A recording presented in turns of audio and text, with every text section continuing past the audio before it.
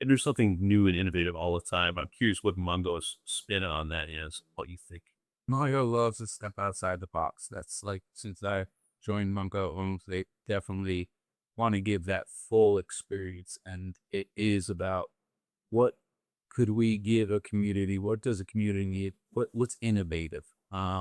We've seen a lot of, people try to do skate parks and stuff. We kind of got into a new thing that we're unveiling about pump tracks.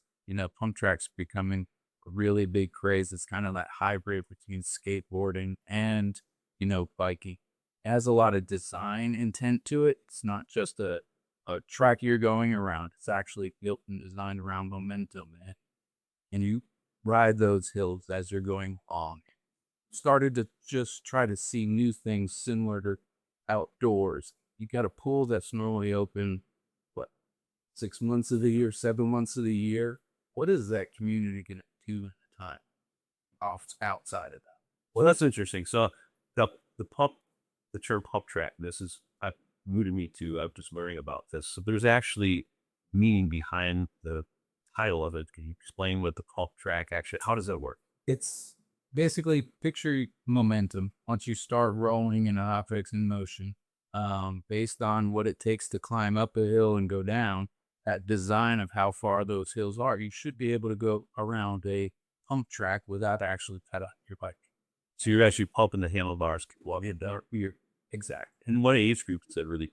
Everybody. And they actually have a more in this design. We have an outer loop that's kind of for the more people that are getting used to it, more adults, and then on the inside is kind of a smaller one for kids to start to understand and learn how pump tracks work.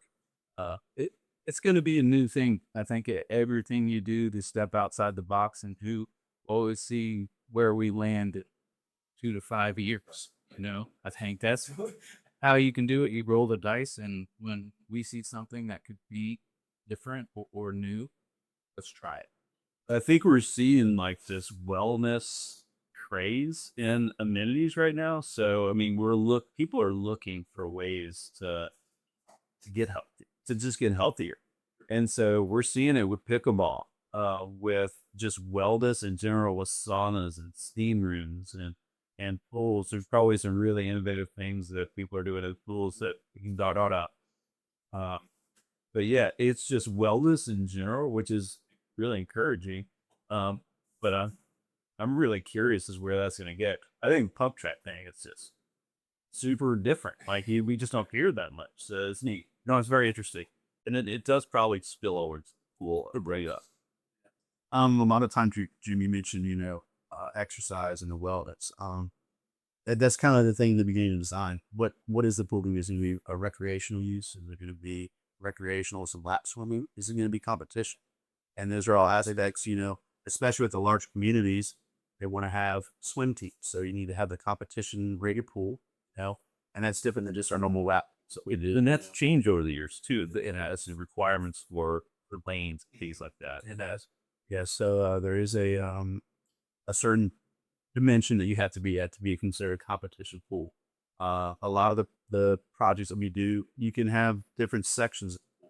Say this is the lap swimming pool area, this is the children's area, and that kind of just gets everybody in the pool where it's not a typical rectangular pool, everybody's on top of each other like you see in the old days and everything like that. But it's kind of put in positions where people can sit, a blank wall, put a bench on it, people can sit there, relax, and the big thing is, water features. And that's one thing we talk about budgets, not only about the budgets, but how much you put it in there. If you have a sun ledge with a mushroom and the dumping bucket and everything flying in, overdoing it can scare kids and they don't want to get in the pool.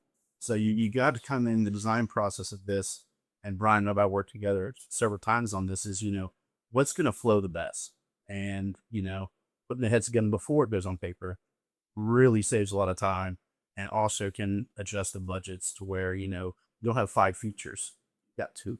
And those can be interactive, or they can just be, most like not little bubblers. The kids love it. Ain't fair. Yeah, exactly. And because we overdo it can be. And I've seen that, and I've voiced opinions in the designs, and it comes back to feedback. It's like, well, okay, you're right. And let's dial it back. Also dial back cost, because, when you have a feature, you have a pump. So it's just not one pump running. Some of them can, but then you have elevated energy costs. You have the bigger pump room. So there's a whole lot of things that behind the scenes that folks don't see that make these amenities work. Planning all that. Yes. No,